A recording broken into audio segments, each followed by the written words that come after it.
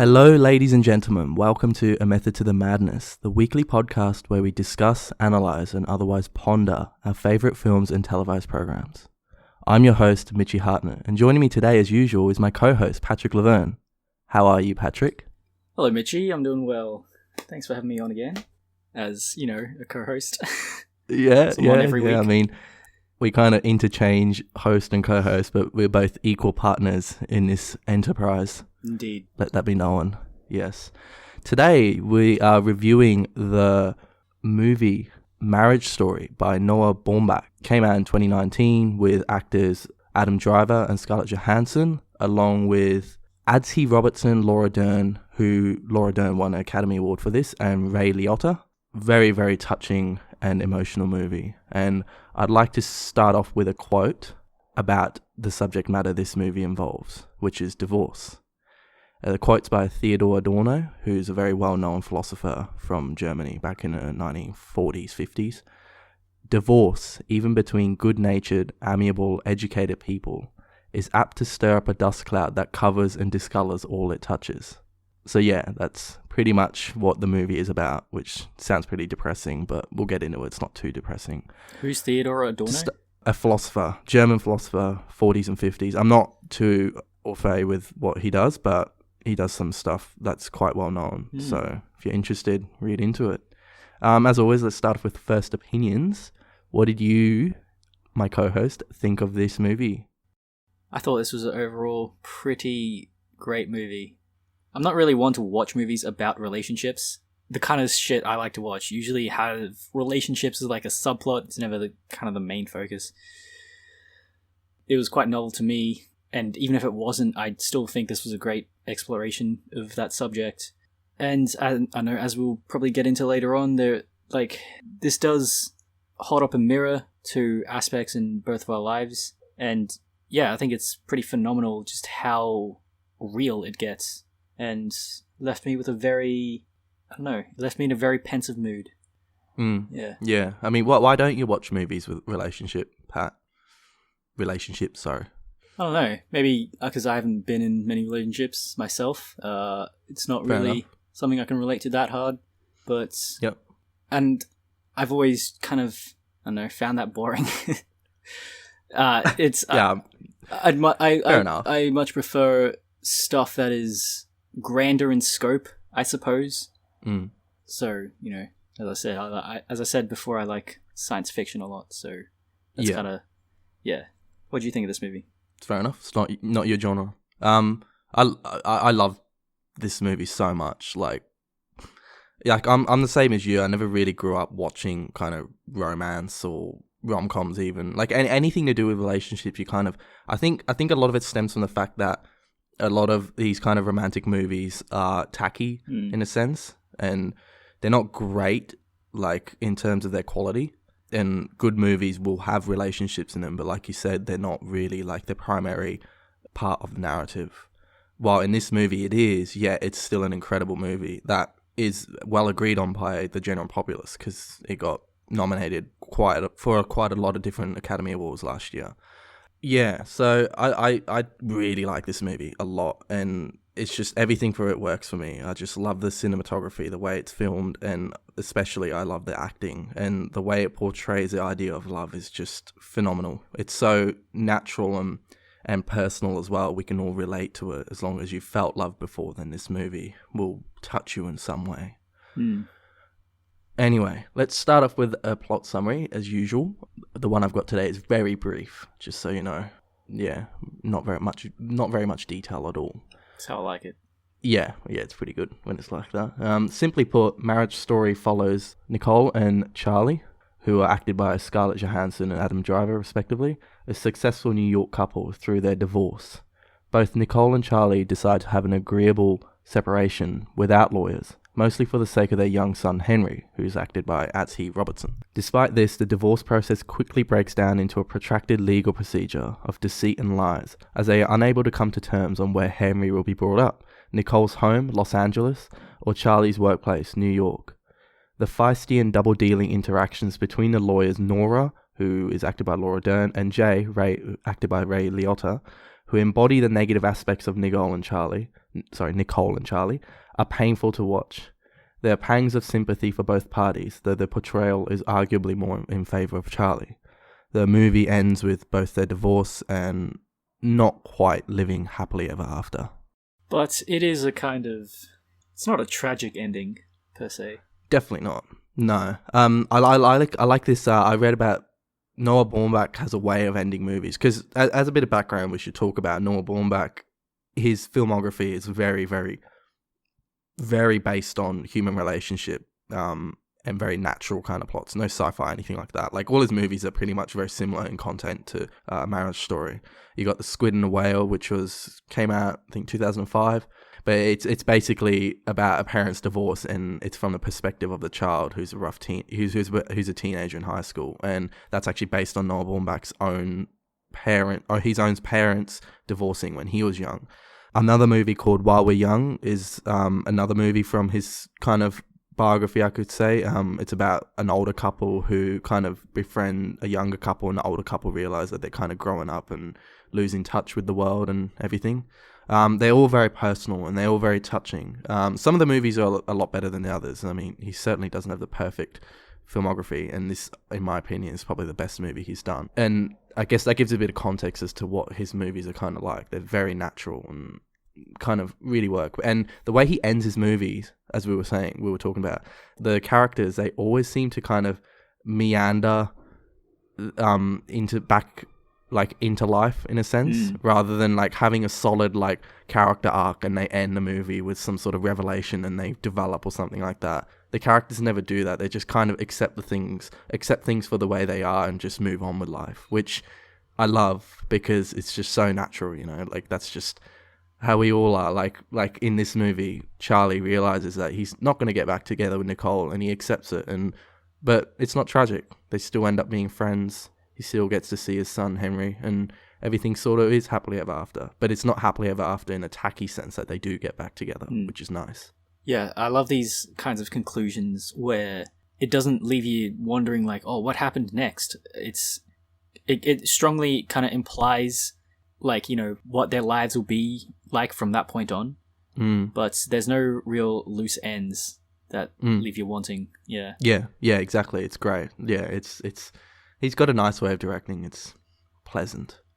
Anyway, pleasant. That's a good way to describe his direction. Yeah, do you think? Yeah, no, I agree. Yeah. So I think we should start off by talking about what this movie entails, right? So I mean, it's pretty obvious. There's a lot of different themes in this that we should briefly discuss. It's a divorce movie, and it obviously focuses on everything that would involve divorce or would be involved in going through divorce. There have been divorce movies before. This isn't particularly new. A good example of a good divorce movie is Kramer vs. Kramer, which was in the 80s, I think, with Dustin Hoffman. Yeah, and who was the female protagonist in it? His wife? Meryl Streep. Oh, that's it, Meryl Streep, yeah. One Trump doesn't like. Yeah, so it's a divorce movie, and it explores everything that would be involved with that.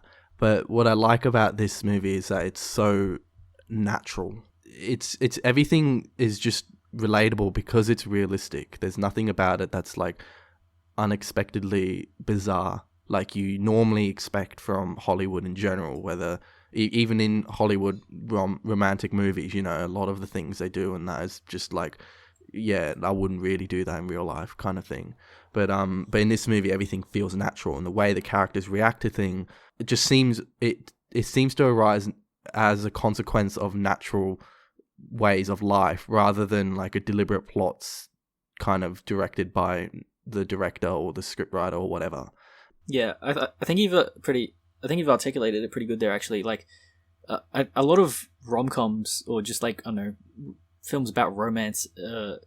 As you said, the plot is kind of the foremost thing. Yeah, and as a result, it's not deep. And the reason this film feels so natural is because the characters are complex. They're actually very realistic people. Yeah. And so it's almost like, you know, as a writer myself, I know that it takes almost no effort to sort of proliferate a plot from these characters because they're so fleshed out. And their interactions just create natural conflict. Yeah, I mean, talking about the characters and how three-dimensional they are. It's they do a good job of kind of, like, at the start, you know, they start off with the whole nice comments about each other for therapy and stuff like that, and you kind of learn about their little idiosyncrasies that they have. And one of those is Charlie. He likes to conserve power, so he turns the light off, you know, and it happens at the start, and he turns the light off when Nicole's reading a book, and he turns it back on for her and apologizes. And he actually does that consistently through the movie. One example is when he's told to leave, or not, implied to leave and go to a hotel when he goes to Nicole's house, and he flicks the light off as he leaves and leaves her in the dark again. And just like little things like that, like you can kind of see the characters and what they are really well through the movie, and you kind of like really bond with them yourself because they just seem so natural. I also like how that I don't know, you could read that as like a symptom of him not recognizing Nicole, you know, that's her like gripe with him for the divorce and stuff. Yeah. Like, you know, as you said, he leaves her in the dark because, like, you know, he just doesn't like bother to sort of keep that in his head. Yeah, that she's there. I mean, it does, and that does actually showcase his selfishness. He is a selfish character. He's quite self-centered in some sense. He's a bit of a narcissist, I would say. Another thing I did like as well is the music in it. It's not overbearing like you have in a lot of romance movies. It kind of comes in when it needs to, but it's very pensive and kind of relaxed music. It kind of reminds me of the music from Forrest Gump, like very passive and not very like emotional, not too strong. Yeah. But like it's not used very frequently. It's only used in kind of like scenes where they're transitioning between certain acts or whatever like that, stuff like that. But it's really well used and doesn't make it too emotional. It just makes it more natural. So I guess the biggest theme of all, I mean, there are plenty of themes in this, which include the obvious things about divorce, such as gender equality, whether the mother should take care of the child over the father, gender or divorce laws, which ties into the gender equality, because this movie does imply that the gender laws are sort of outdated and that the women kind of get more when it comes to divorce. And, you know, given that we have more equality or heading towards better equality, then obviously we should tone down the bias in these divorce laws because it doesn't matter. And there's also a good element of conflict of living place and city as well, because the two characters are living on the opposite sides of America, and there's constant conflict there of which city is better to live in. And the general consensus by most of the characters is LA because of the space, as I keep saying. To be fair, it does look a lot better than New York. I don't know. I mean,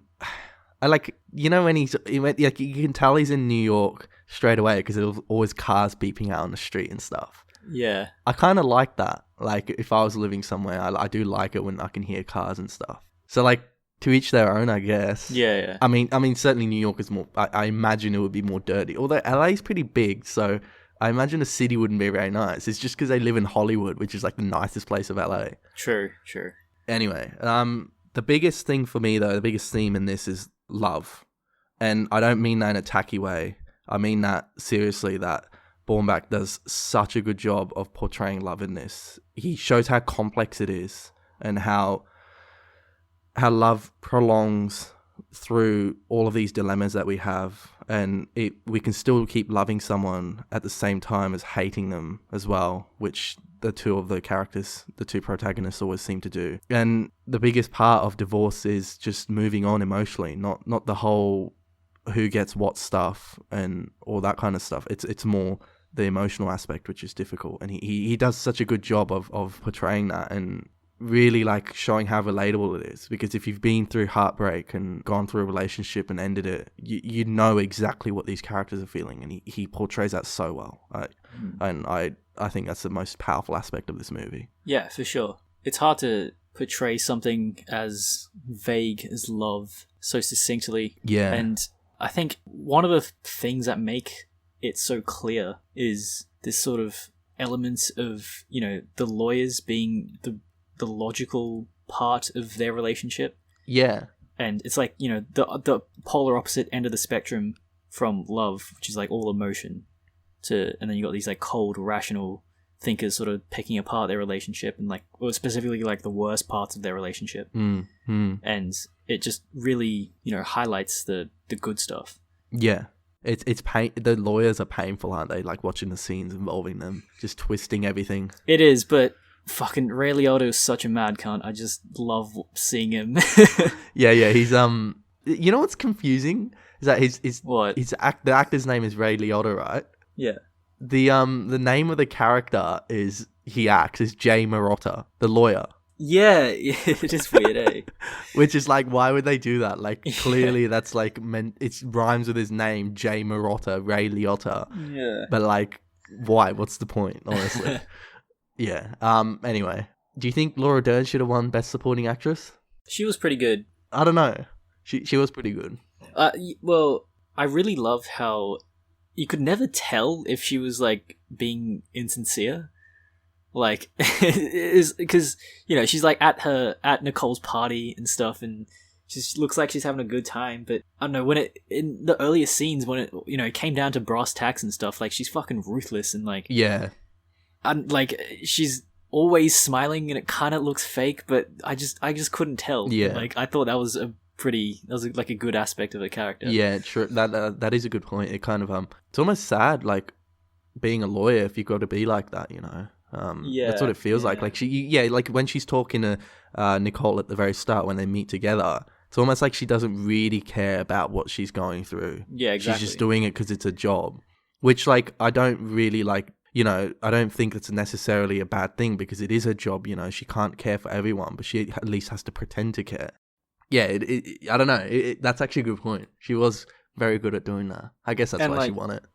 Yeah, and like I felt like in the scene where they first meet, she's really playing up this like, this like mother character. She's really going hard into like the safety mother archetype. How do you mean? She like hugs her and she gives her tissues. Like she takes off her shoes and like gets on the couch with her. She's really trying to create this like sort of comfortable aura, but like because of the situation and her being a lawyer and like what she says, I just can't help but feel that she's just this really glib person. Yeah. Glib's a good word for it. Yeah. It's almost laughable the way that two lawyers act. Yeah. Yeah, it's well, yeah. That's another thing. Like when Ray Liotta, shows up and she's sort of talking to Nicole. He's like, "Oh, this dude's ruthless. Like this is gonna be like a fist fight." Yeah. And she's talking shit, and then she goes up to him, and then they're all like amicable, like, "Hey, how you going?" Like, yeah. Yeah. It's people are like that though. Even if you're not lawyers, like there's so many people like that in the world. You go to work and maybe not work, mate, and you pretend to be nice to them. It's just like, it's just sad, really. Like. Can't you just be honest to people? If you don't like someone, just don't like them. But no, you can't be. Well, yeah, it's the way the world works thing, man. Like, if you have to work with them, like just being upfront about not liking them is probably maybe not the best way to go. Well, I don't know. Some people do that though. Yeah, I know. Yeah. Anyway. Makes your divorce official. Oh, that's good. Fuck me. What? Who's that? Oh, Charlie shouldn't have done this. What do you mean? Where's Bert? This means that everything we've agreed upon now is off the table. We've got LA, right? Not with Jay Murata representing him. This is a street fight now, and I'm gonna have to ask for things that we wouldn't normally ask for. The system rewards bad behavior. Jay? Hey. Hi. I saw Miriam at Medeo the other night. Yeah? Looking very handsome. You should come to our Stand Up to Cancer. So, what's the what do we want to talk about today? Well, I was reading a study, interestingly enough. The study is called "Is Skills Training Necessary for the Primary Prevention of Marital Distress and Dissolution? A 3-year experimental study of 3 interventions." Yeah, it sounds like you can really tell what this fucking study's about from that shitty title. Anyway, so this study was published by the American Psychological Association back in 2013, and basically if you read through it and dissect the data, you find out that what they did was they were kind of looking at other ways to prevent divorces and separations of relationships, because the divorce rate in some places in the world are phenomenally high. like something like 1 in 5 at some points in America, maybe even more, like 1 in 3 or something like that, marriages would end in divorce at certain, like 20 years ago. It's I think it fluctuates depending on period of history and stuff, but it can be really high. So obviously studying this kind of stuff and making sure, like finding ways to minimize it is very important economically and emotionally for the populace as well. So what they did was one of the methods they tested was they got waning couples that were looking at possibly getting a divorce or really having problems with their relationship to watch divorce-related movies or movies that just show breakups or tragedies in relationships. Examples of movies that they watched were Anne Karenina and Who's Afraid of Virginia Woolf. Those are 2 examples of many that they told them to watch. And what they found was that basically watching divorce-related movies, just a couple watching it together, no other people there to tell them whatever, they just watched it and discussed it afterwards, was just as effective as going to see a divorce therapist, which is pretty amazing because one costs a lot of money and one doesn't, which, you know, like, it's kind of one of those things, like, you can pay for like a doctor to get some expensive surgery done, but you find out that there's actually a much easier solution to that. And well, this is kind of it, I guess. And yeah, just sniff some essential oils, you'll be right. Well, what's the sickness? what illness do you have? Oh, just anything. Just essential oils or anything. Yeah. Oh, yeah. They're essential, man. That's why they named that. Are you an anti-vaxxer? That's what you sound Excuse me? like. How dare you?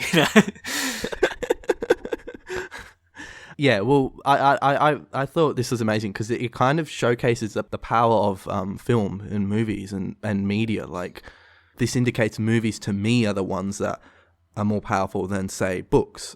I mean, if a couple read books together, I don't feel like it'd get the same effect. I can't say that for certain, though, because there's not actually been a study done on that. But, I mean, what do you think, Pat? Yeah, I think just from like an intuitive point of view, I'd say that movies would be a lot more effective, like considering their effectiveness of emotion. And, you know, the movies are nice and short. You can sort of get it over with, you know, efficiently and talk about it soon after.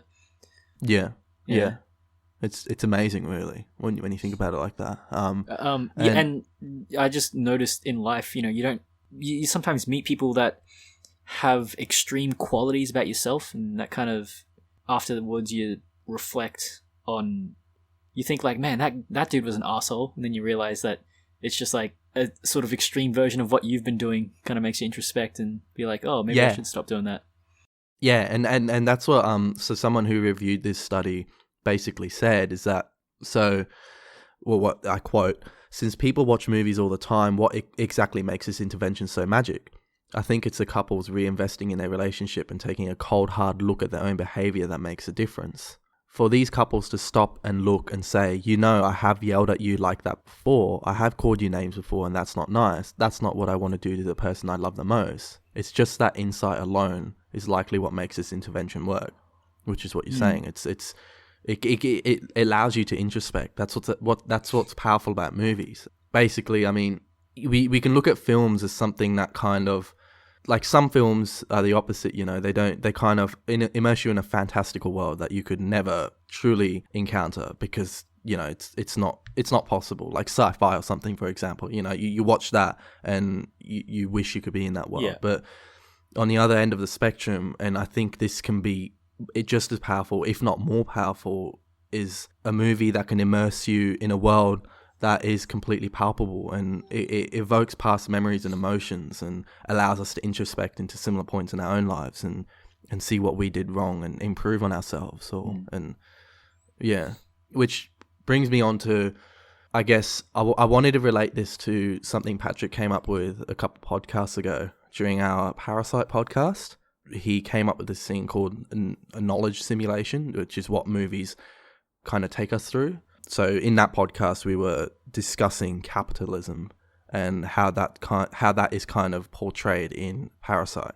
And I guess our point was that you can read about capitalism in a book and get all the straight facts about it, right?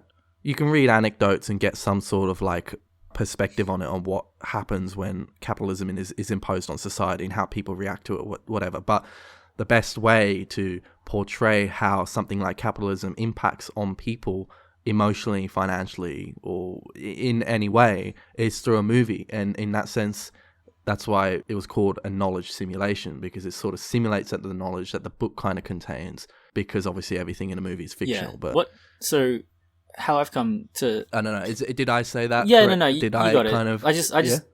I've sort of constructed it in a more like terse way. So philosophy is just knowledge in a vacuum.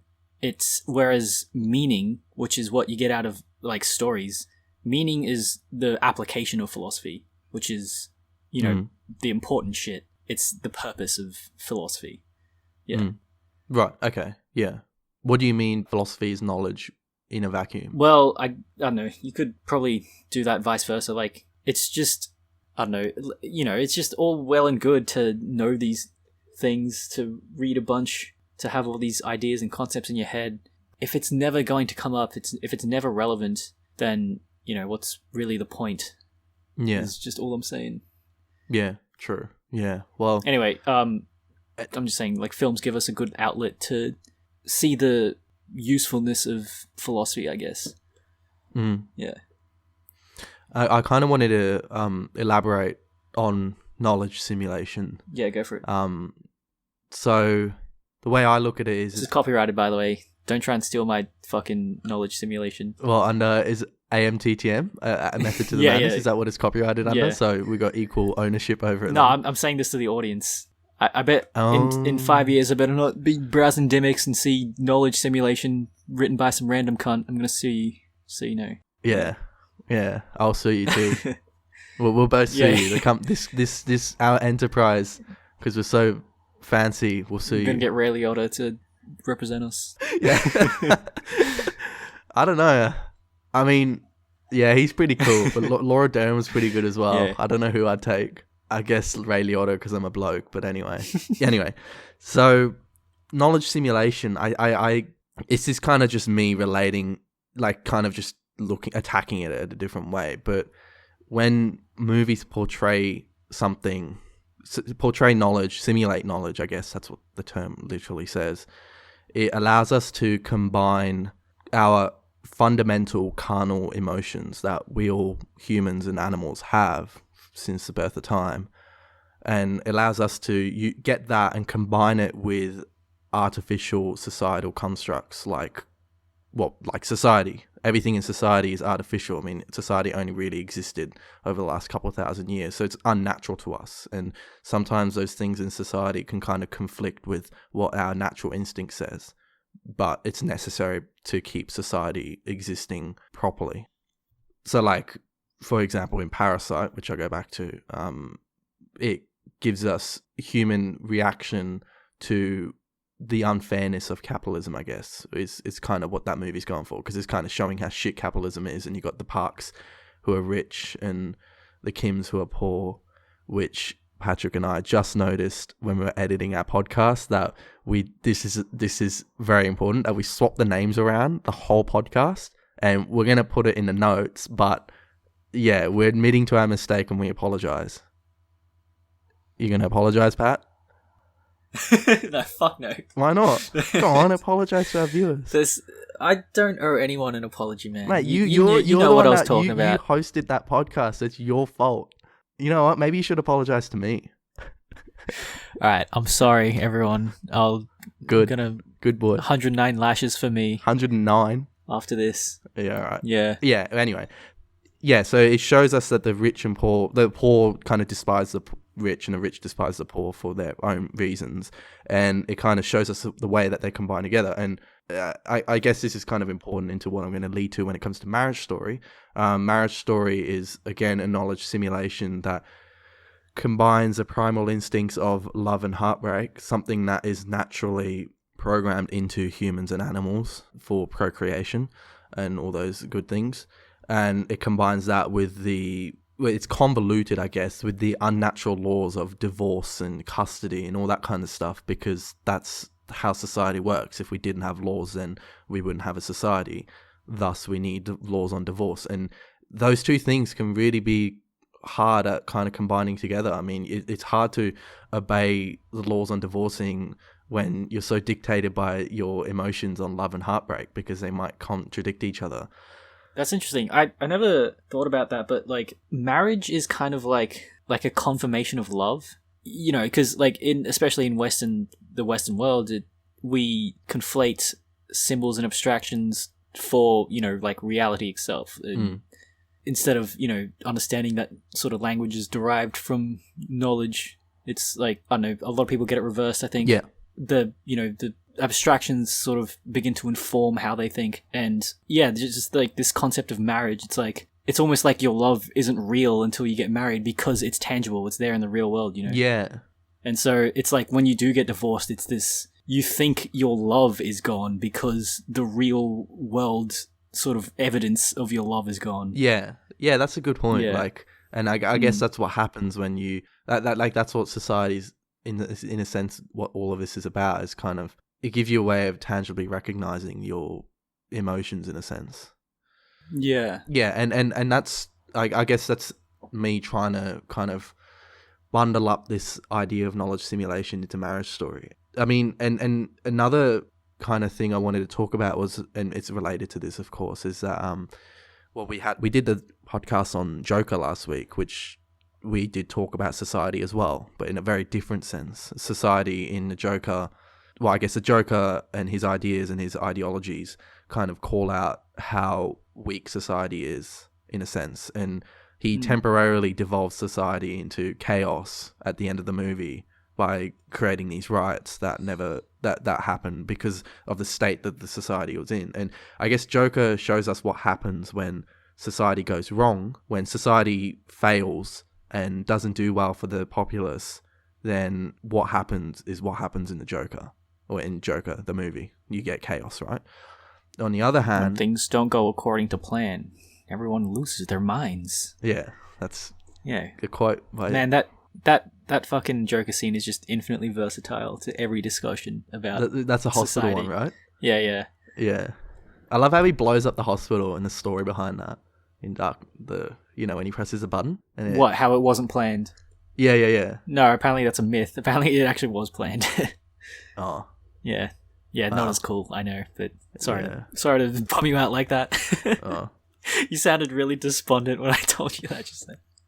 Yeah. Anyway, let's move on. Anyway, the Joker shows us what happens when society goes wrong. On the other hand, Marriage Story shows us how unnatural and wrong society already is. Marriage Story, I mean, it's real, right? Like, all the laws in it actually do exist, and if you unfortunately go through divorce, then you will have to encounter these laws, which may seem very wrong and unnatural and contradict your emotions, because you don't understand why you don't get your kid when the other person ends up getting the kid 100% of the time, whatever, like, it will really contradict your emotions. And I guess they're two different scales, Joker and Marriage Story. They both show us what can be wrong with society, but in Marriage Story, it already is wrong, and highlights what the problems that arise due to divorce. So I guess at the end of it all, I mean, like the study shows that we discussed, it's these ways in how movies can be so powerful, because they can evoke emotions and our reactions to things in society and laws and stuff like that. It can also teach us morals as well, which is a big thing of Marriage Story. It teaches us, I guess, for these people, for these studies, so for the patients, I don't know what you call them, lab rats of the study, they end up watching these divorce movies, and the big thing they learn in this is, which I quoted before, is that what they're doing could have been wrong before, and the movie kind of makes them better by giving them a bit of perspective on it, and therefore they can introspect on it, and it gives you a moral teaching, right? Like, you realize after watching Marriage Story, oh, maybe I shouldn't treat my wife like that and shout at her and all that kind of stuff. And I guess that harks back to what storytelling has always really been, to some degree, is just trying to teach people to do the right thing. And that's why I find Marriage Story so beautiful. In our Parasite podcast, did I read out a quote by Robert McKee? Maybe. No. Robert McKee in his book Story talks about this principle of, well, not really a principle. He talks about this thing about having they're like beats for your experience, and stories do this unique thing where you can have an emotional and a rational beat at the same time, and that kind of thing doesn't occur in real life. Usually how it goes is you're in the moment, you have either an emotional or rational beat. Right. And yeah, well, I know, just as you were saying, you know, this film kind of does a great job of inspiring that kind of like rational introspection and emotional reaction at the same time. Yeah. It really like blends them together.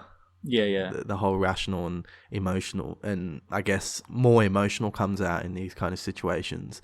I guess the lawyers are sort of the rational side to some degree, while the characters themselves are mostly emotional.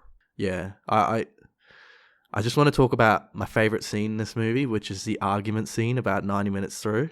Yeah. My God, that's got to be one of my favorite like scenes in just all films now. Like, it's so good. It is pretty good. It's just so well acted. It's like goddamn good acting by Driver and Johansson. It's incredible, and just like, I don't know, like if you've ever had an argument with your partner, like a bad one, which may have ended in breakup or not, that's pretty much how it goes, where it starts off rationally and then it just descends into like emotional chaos, and then one of you guys or girls ends up going on like breaking down on the floor sobbing or something like that. Like, it's just like, you know, it's so archetypal in a sense, yet it's so good as well. It's not tacky. Like, can't get over that scene. Gets me every time. I've seen this movie so many times, and that scene is just incredible. Yeah, I feel like the movie definitely does build to that scene. Yeah. It's I'd say that's like a pretty good microcosm of what the film's about. Yeah, basically. Yeah. And I guess it's like the end point of their final acceptance of their divorce is all in that scene. Yeah. You're welcome. I can't believe I have to know you forever! Oh, you're fucking insane. And you're fucking winning! Are you kidding me? I wanted to be married. I'd already lost. You didn't love me as much as I loved you. What does that have to do with LA? What? You're so merged with your own selfishness, you don't even identify it as selfishness anymore. You're such a dick! Every day I wake up and I hope you're dead. Dead like if I could guarantee Henry would be okay, I'd hope you get an illness and then get hit by a car and die. I think that mostly does conclude what we have to say about Marriage Story. Have you got any further recommendations on what to watch? If you don't like Marriage Story, what can you recommend Patrick to watch? So if you just want to sort of lose all hope in humanity and just fall down a spiral of pessimism, I'd recommend watching the first season of True Detective. I'm about halfway through myself right now. And yeah, it's quite the bummer of a show, but fuck, it's brilliant. Like, Jesus. Yeah, some of the best TV I've seen probably in a while. What have you been watching? Interesting. Well, I always like to, if you want something related to Marriage Story, if you've watched Marriage Story and you want more depressing, well, not depressing, but if you want more realistic movies about breakups and stuff like that, I've already mentioned it, but Kramer vs. Kramer is a good divorce movie, and so is Shoot the Moon, another kind of old-fashioned, like, it's old-fashioned now, but I guess it's not that old, but it's like from the 80s, and another movie about divorce which is worth watching. One that I like is Who's Afraid of Virginia Woolf, though. That's Pat and I would know about that one pretty well because we both studied it in literature class together in high school many years ago. I rewatched it recently, actually. Yeah, it's based on a play. Originally a play written by Edward Albee, and it's been adapted into a movie as well, which is it's in black and white, isn't it?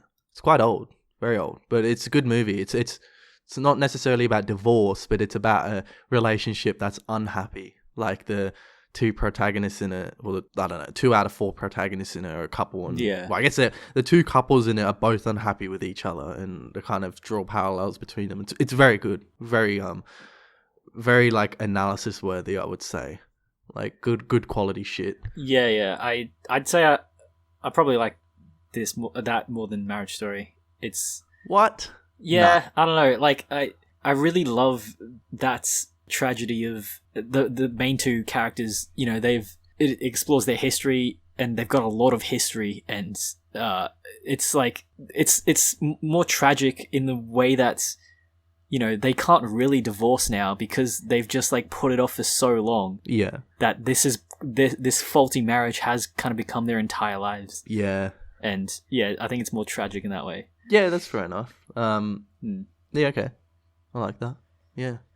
Cool. Well, that concludes this week's podcast. If you'd like to listen to more stuff, if you haven't already listened to our previous podcasts, you can find our website on the link amttm.com. If you've got any inquiries or you want to tell us how good or bad we are, please email us at mail@amttm.com. Our podcasts are available on your usual platforms, which are, Patrick? YouTube, Spotify, iTunes, SoundCloud, Stitcher, and that's it. iTunes? Didn't I say iTunes? I don't know. We do this every week, but I get you to say it because I can't remember them all. Yeah.